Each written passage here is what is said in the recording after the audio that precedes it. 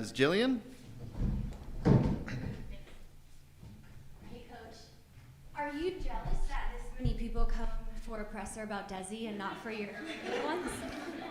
No, I'm not jealous. I'm actually stressed out. Yeah, I can't. Yeah, full room of people. But I mean, honestly, you can be jealous about Desi and anything that is happening about her. She has earned this with the years in this game. She's earned this and deserves every little bit of it. So I'm glad actually to see this many people in the room being here to support Desi and her decision. And as much as I hate that Desi is not going to be in the game for long, I'm happy for her and happy for her future. You had a chance to coach Desi back with the other team that was in Kansas City once upon a time, and obviously she's continued her impact now. Can you talk about her evolution and her impact on the game and the game in Kansas City specifically? Yeah, I mean, if you look at the way Desi developed, it's very interesting. I mean, there's a parallel between her development, my development, and I feel blessed for the opportunity to work with Desi in the years that I had a chance to work, and feel very thankful for the opportunity to actually use Desi as a resource to develop for personal development and grow as a coach myself. So when I look back 2013, where everything started, and I don't know if many people in the room remember the league in 2013 and where we're at now, and we actually have a press conference room now. It's been tremendous. There's so many memories, more good than sad memories, but those are moments that we're gonna remember forever. We're gonna remember the lots of moments with Desi, about Desi, and she is part of this team, and she's always going to be part of this team. All right, thanks, Jillian. And then once again, if you are on the Zoom and you have a question, use the raise your hand feature and we will get it asked for you. Next question goes in the room. Thad, go ahead. Hey, Coach, we know how good Desi has been on the field, but we always also hear about how much of a leader she is. Can you just talk maybe a little bit about that, how much she is a leader to some of the players? I mean, that's a good question to some of the players that are sitting behind you, right? You can ask them, but obviously, like I said in one of my previous answers, she was a great resource, and as a coach, I grew thanks to Desi and the impact, and she has had a great impact on me personally. But I could witness moments where she's always been there for her teammates as well. She, as you said, she's amazing players, and everybody knows what she does on the field. But off the field, she's one of the most enthusiastic and most energetic players that I've been around, and like I said, she's had a great impact on the players that are in the environment, but she's also had a great impact on the environment outside of team and organization. She's had a great impact on the community. Is there any players that can replace her? Ooh, there's some great candidates. I have to say, there's some very good candidates. I mean, you look at these players that are here. I'm pretty sure some of them learned something from her, and they're gonna add their own spice to it. Anything I should ask? Going to the game this weekend, what can you say about your competition? Oh, so we do have a game this weekend too. No, obviously San Diego, when we look at the standings, it probably doesn't show or reflect how good the team is. It's a very good team, very good roster, and they compete obviously in the CONCACAF Champions League, so they've had a chance to spend a lot of minutes together. We're preparing for this team as we prepared before for any other team, and I believe it's going to be a pretty good test, a tough test for us this weekend. But as I said before, we won these games, we welcome these games right before the playoffs, because that is what is going to help us prepare for even more important games in the future. All right, thanks, Dad. We're going to go to the Zoom. Daniel Sperry. Daniel, go ahead. Hey, Marco. I'm just curious if you can think back to a moment there when you first started coaching the team, back when it was the FCKC days. Was a moment with Desi that you felt like she really embraced or took on that nickname of the Destroyer? Oh, there are moments, several. Yeah, I feel like there was a moment every game. There were moments every game that Desi not just embraced but showed why her nickname was a Destroyer. I just know that every game started with a pretty tough tackle and set the tone for the rest of the game. So yes, I wouldn't go into. I mean, there's not probably one specific moment, but I do know that there were always a couple of moments throughout the game that we would probably go like, ooh. So you know that Desi was after that reaction, you know that she was in a tackle. It seems like too, she's just kind of a tone setter with a lot of those on the field. How much did she set the tone though within the locker room and within the squad for training, and how valuable was that from a leadership aspect for you as a coach? Yeah, I mean, for her, like I said, she's been tremendous in the environment, and she set a tone in different ways. You know, she probably didn't get as many minutes in this season, but her experience and her presence in trainings around the team, in the locker room, is tremendous. Like she has so much to do with the success that we have this season, and we're very thankful for that. And that's why I said we're gonna miss her, and I'm just hoping that some of these players that are here in the room that you're not able to probably to see them now are gonna take that over and carry the legacy. And one last one here on San Diego. It seems like they have quite a talented roster. You know, get to semifinals last year, but this year fall short. Do you find any maybe any similarities from like last year's current squad to this San Diego Wave squad, and like in kind of being in that aspect of you had a good roster, it was successful the year before, but things just haven't really clicked. What can help click for teams like that are looking to bounce, maybe make a bounce back like you guys have? Yeah, Daniel, I'm sorry, but I don't really analyze San Diego to see what should click for them. I mean, I'm really focused on our team and what would click for our team. Because it's not like everything is clicking for us. So we keep we keep working, we keep adding layers, and we keep trying to get better. So we have to stay focused on everything that we're doing, and just hoping that that more and more things are gonna click every game. And that's basically how we approach approach this season. All right, thanks, Daniel.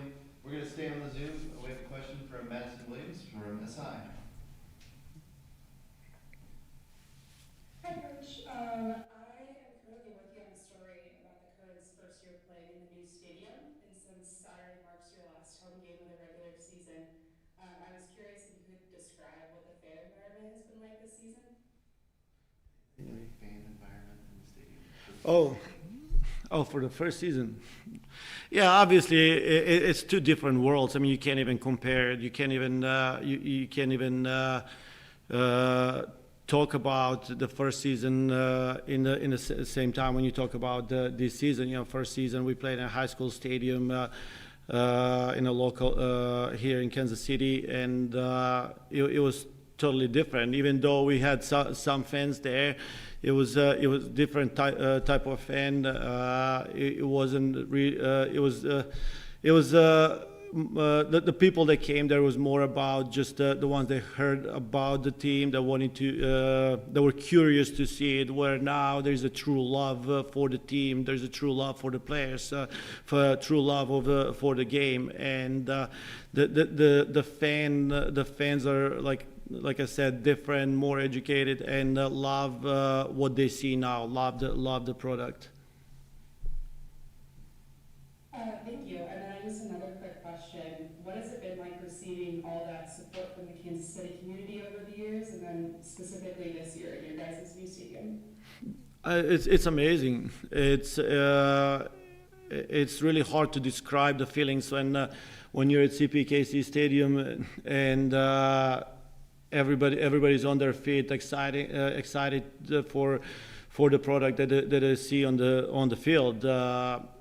And like I said, it's hard to describe. And if you haven't been here, I would hardly recommend that you come and see it and experience it for yourself, because it's in an event. All right, thanks, Madison. Awesome. Thank you. Yeah. Thanks. Do we have any other questions for Coach? No? All right.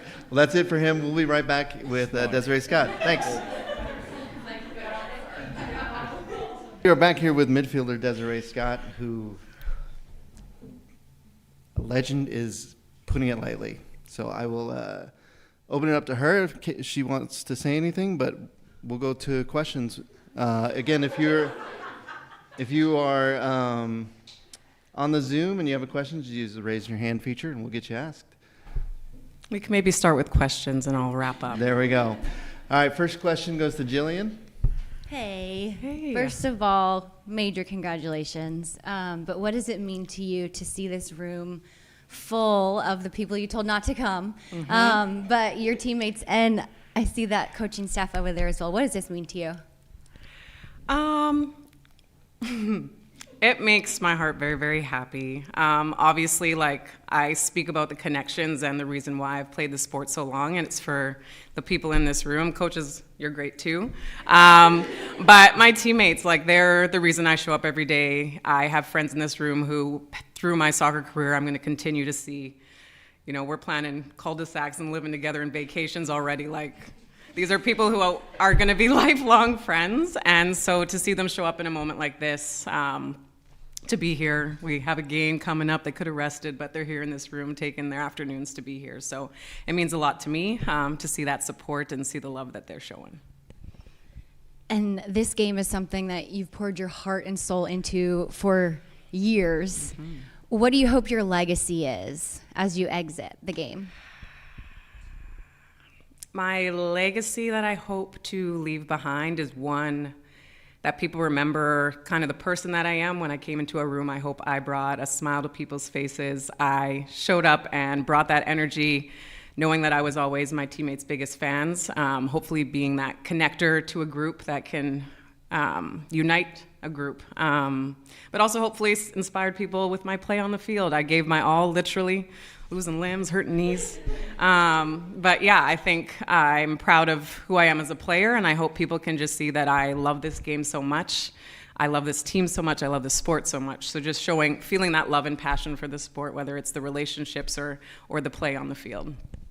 And we've been blessed to have you here in Kansas City for many years, obviously 2 different stints. But what is your take on the evolution of the game in Kansas City and then the league as well?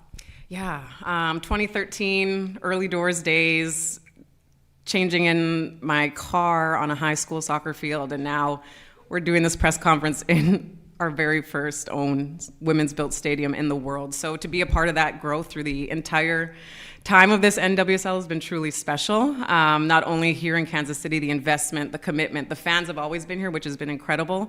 But you're just seeing, like, I was doing an interview the other day about how cool it is to see, like, teal in the city, whether it's in stores, it's in our airport. Like, we are a brand and people love this team. And I think that's one of the biggest takeaways that I've seen is how much people love this team and have rallied behind us and how we're a part of this city. So yeah, to see that growth has been incredible. And the league, I mean, we're recruiting amazing players from all over the world. It's not just local North America anymore. Like, people want to come to this league because it's one of the best. Every game is a challenge. You don't know what you're going to get. And I think that's what's so exciting about this. And it's only going to continue to grow. I have a lot more, but just one more for you. Yes. You have had the honor of many times representing Canada. Even in most recent years, your leadership there has been immense. What has it meant to you to be part of that medals and just the success and the growth of the Canadian women's game? Yeah, it's, again, you don't kind of realize the impact you have until you take a chance to step away and kind of look at your career and all the years you've been doing this thing. But yeah, I think being able to have a voice that people want to listen to that has impact, I think is so special for me, especially on the Canadian side. You know, I bleed the red and white, and so to be a part of that team through the success, 2012 was the game changer for us, and to be a part of back-to-back-to-back podiums is pretty special. I don't know if a lot of people can say that. So again, just grateful to be a part of that team for so long and to play the sport for as long as I have. It's been an amazing ride. Thanks, Jen. Go to Ed next. First of all, congrats on an amazing career in club country. It's been a pleasure watching. Thank you. How hard was this decision to make? I literally joke about this because I've been saying I'm retiring since 2016. People in this room have heard me say it. So it's been on my mind. Obviously, I've had a really hard year and a half, and I think with injury, my first major injury in my entire career, really put things into perspective. I wanted to prove to myself that I could come back from that. I know I'm not the youngest, despite this baby face, but I wanted to prove to myself that I could get back to this level, and I'm proud of the fact that I have. Obviously some things off field, losing my mom and having a teenage boy to take care of. I think a culmination of all those things was really like, okay, what's best for me? I still obviously love this game with my whole heart, but I've given a lot to it, and I've been thinking a lot about retiring, and just with the mixture and kind of the recipe that's happened in life and on field, I just think it's the perfect time to make this decision. So. Do you plan on taking it easy for a while? Do you have plans? Do you want to coach? What do you want to do? No more running. Nah. End of the 2024 season. So we still got work to do, obviously. I want to enjoy all the moments with my teammates. I think that's the biggest thing that I'm going to do. Like, I'm a big pen and paper gal, but I've got my planner. I'm like, 6 weeks, let's get it all in. But enjoying every training session, enjoying the people in this room, making memories off the field, the time that we do have together, because this is such a unique environment to be a part of, and I just want to soak it all in. But yeah, post-career, I'm gonna kick the feet up for a little bit. Definitely. I've earned that, I think. Everybody always talks about what a leader you are, and just, I mean, on the field, obviously, amazing player, but off the field, they always like, oh, we got to have her back. We wanted her back in the locker room, and it meant so much to them. Just what's it mean that all these players look to you that way?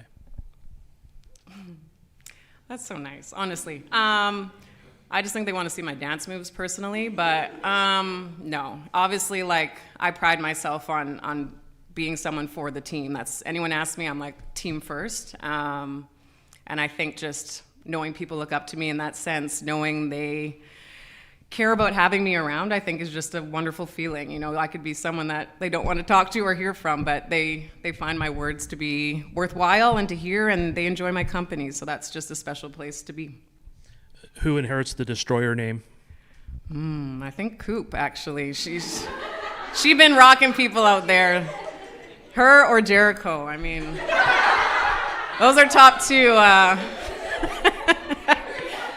Some in the back row can attest to that. Those would be my top two picks. Not shy of a tackle, so. All right, thanks, Ed. Do we have any other questions from any of our special guests in the room? One more year? Hakeem Hickman. Alana, love you, girl, but nah.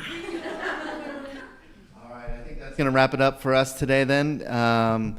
We are in action on Saturday against San Diego in the final regular season home game before we return home CPKC Stadium for the playoffs. Thanks, everybody, and we will see you soon.